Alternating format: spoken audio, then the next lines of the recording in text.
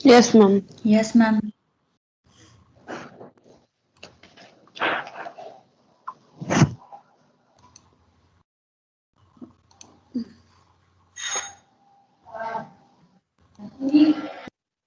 It's to tell me when you can see the presentation. Okay. So I don't think it should be visible. Is it visible now? No. Yes, ma'am. Can you see the Some presentation? not presentation, ma'am, but slide is there. Okay. Slide means that calendar is there. Yes, ma'am. Okay.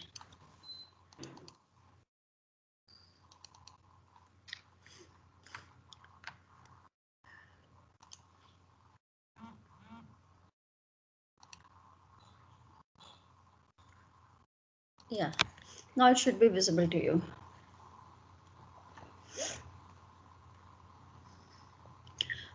So the themes in Midnight Children. There's not a single theme, as I told you. It's a post modern novel. So we have multiple themes in this novel, right? And can you see the presentation? Yes, ma'am. Yes, ma'am. Yeah. Yes. So there are multiple themes in this novel. And the first theme that we would discuss today, yeah, it's the single and the many. As I told you that in post modern literature, we do not have one truth, truth with capital T. We do not have one reality, reality with there is with capital R, right? We do not have one God, that is God with capital G, right? There are multiple. So in this way you can see, when I say there is not one God, multiple God, you can say that we Indians, we have been right from the very beginning, we have been believing in multiplicity, right? As compared to Western religion, where there is one God, they say. Okay, so there is, everything is absolute there. Here in India, in our Indian philosophy, we first diversify and then we merge. Okay, so Ma'am, yes, sorry to interrupt Ma'am, you, ma'am, but slides are not visible to us. slide is not visible. Now Is it's it visible. yeah, visible ma'am, now? now it's visible. It's Yes, visible ma'am. now? Yes, ma'am. Yes, ma'am. Okay. So when we believe in multiple truths, we believe in multiple realities, right? So basically it is, we may also say that what is real to you may not be real to me. What is truth to you may not be my truth. My truth may be different from yours, right? So single and the many. This is the first theme of Midnight's Children, since it's a post-modern novel. Now when we discuss this, how? See, in the novel what has happened, that Salim Sinai is born at the dawn of India's independence. Okay, and is destined upon his death to break into as many pieces as there are citizens of India. See the fragmentation that is going to take place in the novel. India as a whole means Pakistan and Bangladesh included, got free on 15th of August. But the moment it got free, it was fragmented into three, right? And then the writer says that it's a destiny that on its death, the pieces will be as the number of the citizens of India. where the violence can lead to is the total breakdown of the country. So Salim Sinai manages to represent the entirety of India within his individual self. In one individual, we can find the history of entire nation. That when the things begin with violence and the violence continues, then what may be the result? It's a kind of a warning also. You may take it as in that sense also. So as India is born, so is Salim Sinai. On its birth itself, India gets fragmented. In place of one, it becomes three. And with this, the fragmentation of the Salim Sinai also begins. On its birth itself, he is very frail. Shiva is strong. Okay, so Salim manages to represent entirety of India within his individual self. The notion that a single person could possibly embody a teeming, diverse, multitudinous nation like India encapsulates one of the novel's fundamental concerns. What is fundamental concern? That there is always going to be tension between single and many, whole and its pieces, whole WHOLE, whole and its pieces. Why? Because in a single person you can see that this teaming, that means multiple pieces, all diversified, multitudinous nation. India is a very diverse country, diverse religions, diverse languages. There are so many things that they have come together and built one nation. So this whole India is a multitudinous nation. Everything is here is in multiplicity. And all these multiplicities is encapsulated. Capsule बन जाती है ना छोटी सी और इतनी powerful होती है. This is what India is. One nation, but this India as a capsule, it encapsulates, takes within itself so many diversities, teeming in so many pieces. So the novel's fundamental concern is that there is always going to be a tension between the single and the many. Is this point clear? Do you think this is clear? Yes, ma'am. Then the dynamic relationship. Dynamic means living. When the relationship is dynamic, that means it is changing. And when this relationship is static, it means it never changes. So here in this novel, Salim's individual life and the collective life of nation is forever changing. What is the state a moment before is different from the state which is at present and is going to be different in future. And this point also suggests that the public and private will always influence each other. Salim influences the nation and the nation influences Salim. So every citizen of the country is influencing the nation. And the nation is influencing the citizen, each individual. So the collective life of the nation. What do we mean by collective life? That there is interaction between public and private. They are influencing each other. But it remains unclear whether they can be completely equated with one another. Can one individual be equal to the entire nation? This is not clear in the novel.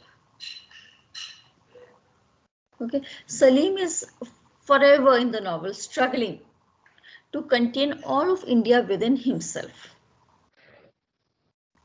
to contain in one individual, to contain at one place, to cram his personal story with the themes and the stories of his country. And the more he tries to contain everything within himself, what is happening? That everything is disintegrating and collapsing at the end of his effort, of his attempt. So Salman Rushdie never claims in the unity or diversity or any one thing he is not giving. He is giving all the aspects, all the perspectives. And everything is open to the readers to interpret. Okay? Now you can go to Spark Notes and you will find the notes. Now the Yes, second, ma'am. then the same point, single and many, the second paragraph is describing the religions, and from that point of view, that politically what is the status? The tension between single and many you find in India, in the nation of India, in the country itself. It newly got independence in 1947, and it's the fastest growing nation, right?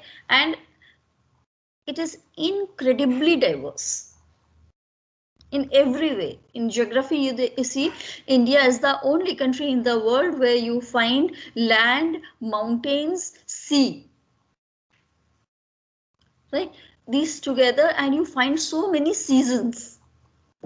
You experience summers, you experience rain here, then it's a desert you find in India, then you also find summers, rain, winter, spring, autumn, all these seasons are there in India.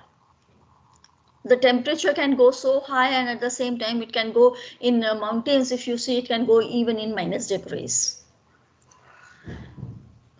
Each and every religion of the world is present in India. In India, you find Hindus, you find Muslims, and Christians, and then you find Jews, Parsis, Zoroastrians, each and every Buddhism, Jainism. So each and every religion of the world, each and every geographical feature of the world, it snows in India. It snows in India. There is desert in India, right? Then all the languages India has. I'm not talking about dialects, leave alone dialects. Dialects are thousands of dialects, and there are so many languages in India. So everything contained into one nation, and that is why we call it incredibly diversity. How can so many diversified features all be encapsulated into one nation? Right? Officially, you see that there are 22 languages. I'm not sure, you can check again how many official languages are there in India. But apart from these official languages, there are so many other languages also. And in no country of the world you will find this many number of languages. Then religion, as I told you.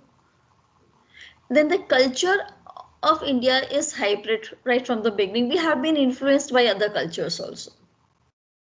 So Indian culture basically is a diversified culture.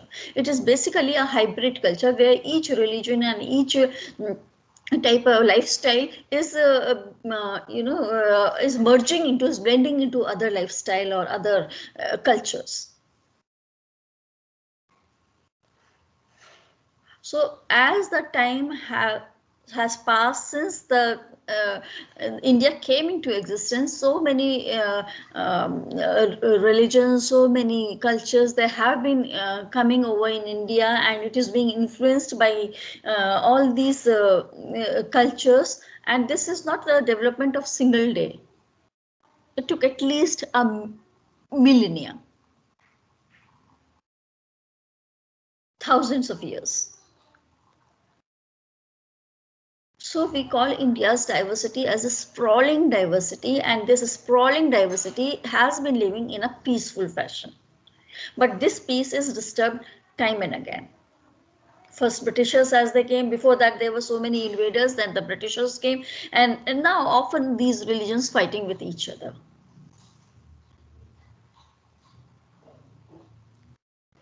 So India's division into, as it got independence, it became two. Pakistan, and later on one of the Pakistans became, there were two Pakistans on the other side, then that second part became Bangladesh. So, and then secular India. Now this process called partition is actually fragmentation. And this event itself showed that there is always a desire to reduce the plurality of India. The diversity should be lessened. This kind of tendency always is there, and this is trying to be, people are trying to attain it through violence. This is what Salman Rushdie is hinting at. And if the nation is weak, as the body of Salim is, then this fragmentation can go on forever. Okay. So in Midnight Children, the Salim as a young boy, he watches protesters who are trying to divide the city of Mumbai according to linguistic lines. Marathi ek taraf, other people ek taraf, hai na? So another attempt, this is again, trying to categorize that in city of Bombay or in Mumbai, are people who do not speak Marathi, they cannot live. So Salim, that is why, this, he has always been in controversy. The writer, Salman Rushdie. So Salim here is an individual who contains so many diverse experiences and sensitivities also. He is sensitive to each and every change that is taking place around him, and even at far distance from him. So he and the protesters who are blind in violence, they cannot see anything before them. And Salim, who is oversensitive, they are in contrast with each other. These protesters, they want the region according to their language, then they want country according to their religion. Okay, so in Pakistan, there is a strict monotheism that only one particular religion should stay in peace. This is what their demand was. And how, as Indira Gandhi, during her, how she tried to repress these different contradictory ones who were in contrast with each other, these dissensions. Okay, so Salim is gifted with power of telepathy also. This telepathy allows him to transcend the barriers of what a person is thinking. He knows that. He is gifted with that magical power. And you know that he is half British, half English blood, child of William Ethel. And then his background is very poor. Actually, he is born to poor parents and he has come to this wealthy family. So background is poor, but his upbringing is very wealthy. And then religious influences that he has, so many kind of religion, that Christianity is there in him, Islam is there in him, Hinduism is in, these all things, they reflect India's diversity and the range, wide range. Then in the novel, there is a conference that is taking place every year where all Midnight Children, they gather and they share their experiences. So Salim is the convener of that conference.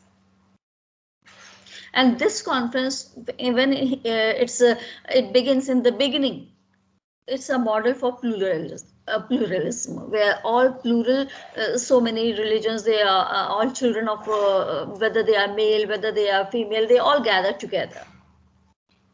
And then they are very powerful at that time. That is testimony to this conference. The diversity that is present in this conference is the testimony that how much power this unity holds. And this unity is in itself is the strength of India.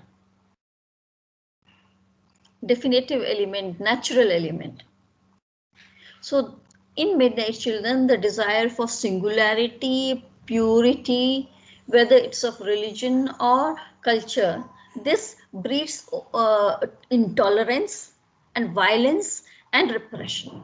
When there is hybridity, when all different religions they have merged in together, then the people live in a cohesive manner. Singularity is an impossible option, because if we go for singularity, everything will be reduced and finally destroyed, as Salim Sannai himself is destroyed on reaching 31 years of age.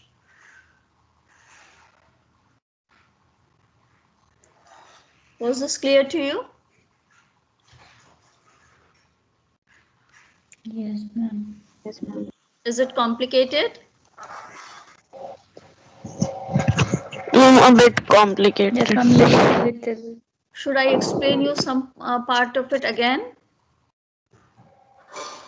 Yes, ma'am. Tell me which part. You are seeing the slide.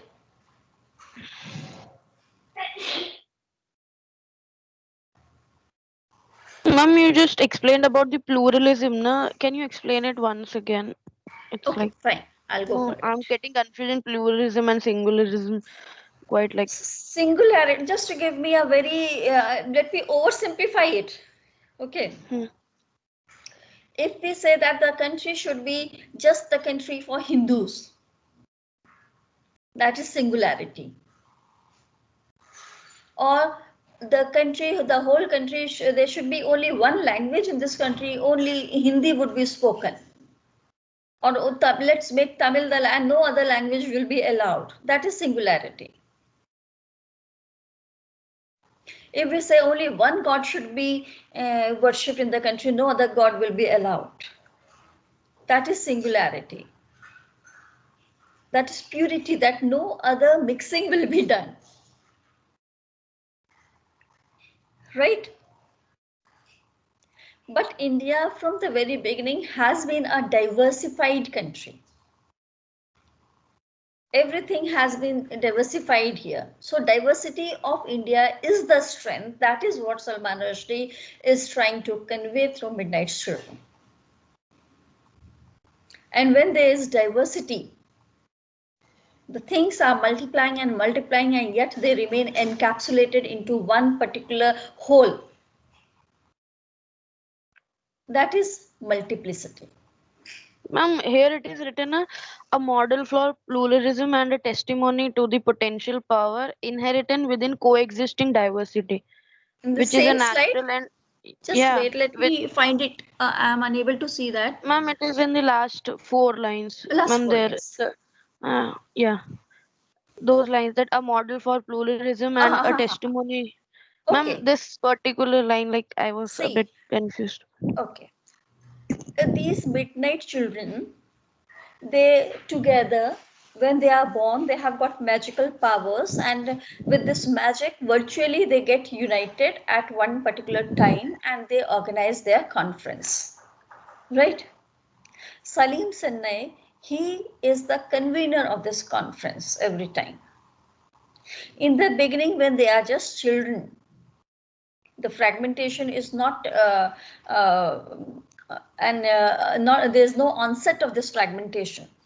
At that time, this conference is a model for pluralism, because the children are from different states, speaking different languages, belonging to different religion. They all together, they unite in this conference and they discuss the matters of the country and their own individual personal life. So this conference is a model for pluralism. People from all diversified backgrounds coming together in the conference is a model for pluralism. Is it clear till here? Yes, ma'am. And this Yes, is ma'am. a testimony, proof. Proof of what? Proof to the potential power inherent within coexisting diversity.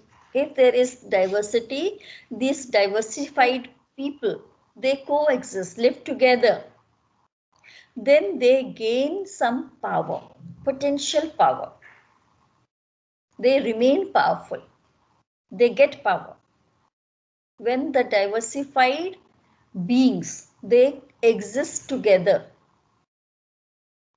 But now leave this but, let's go further. Which is this is natural and definitive element of Indian culture. Indian culture is strong, Indian culture is powerful because there is diversity in it. But when people, they desire singularity, they desire purity, then they hate the people who do not belong to their group, because they cannot tolerate other religion, other language, or people from other sect. Whether it is a matter of religion or culture or language or whatever. And when people desire singularity, then comes into play intolerance. We do not tolerate someone who is not like us. And when we do not tolerate someone who is not like us, then we would want to kill that person or that thought. And with this comes into play violence and repression. Suppressing someone, repressing someone, or hurting someone, wounding someone, because we are intolerant to someone who is not like us. That is what singularity leads to. Right? Yes, ma'am. Yes, ma'am. Do you think this point is clear now? Yes, ma'am. Yeah. Now, this Yes, second ma'am. theme we would be doing, since this is, I told you in the very beginning, a very complicated novel, so it will take time. So, this we would be doing in our next class. Yes, Okay. ma'am. And till here, if Yes, you ma'am. have any, yeah, till here, if you have any doubts that you want to clear, then we can do that.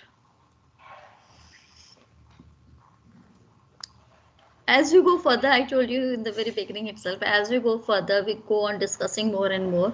Either you will get confused more and more, or the things will become clear. In the very beginning, when I told the story, it would not have seemed to be very complicated, but as we moved further, it became somewhat complex. Now it is somewhat complex because you have started thinking over it. It doesn't mean that things are not clear to you. When things become clear to you, then they become complicated too. Because now your mind is at work. You're thinking on this topic. Now you know what is singularity, what is plurality, how India is a plural nation, and how this plurality is reflected in one character, Salim Sinai. Right? And how Salman Rushdie, in a very complicated way, using magical strategy, this postmodernist strategies, he is conveying his message. He's presenting to you the situation, what it was before independence, during independence, after independence, how violence impacted the lives of the people at that time, and what are the dangers of singularity in 21st century also. Right? So these are themes you find, that is the just the first point that we have discussed today. Think over it. Okay, search internet. If you get any good material on internet, share it with everyone so that we can discuss that topic further. Okay, and if you have your own opinion, that also you can write on WhatsApp and let others know. Right? Okay, thank you. Thank you, ma'am. Most Thank you, welcome. ma'am. Thank you. Welcome. Thank you, ma'am. Have a good day, ma'am. Thank Have a you. good day. Bye.